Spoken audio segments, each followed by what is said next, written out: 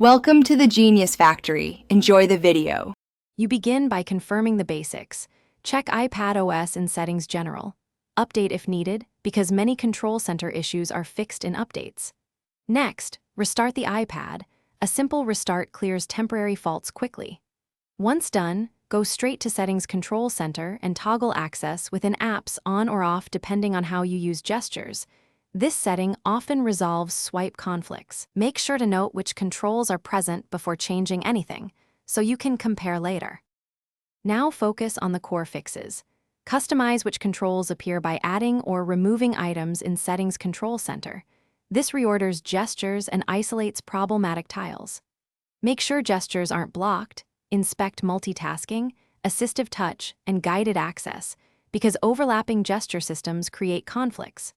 Once you've adjusted controls, test the swipe from the top right in different apps and on the home screen to see where the issue persists. If gestures work in one context but not another, you've found the scope of the problem.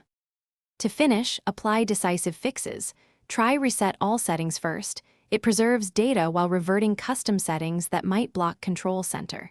If that fails, back up your iPad and perform a restore via Finder or iCloud. This removes system-level corruption. Once restored, re-enable Control Center and retest gestures. If problems continue, try the key troubleshooting tip. Remove any screen protector or case and test with a different user profile or guest mode.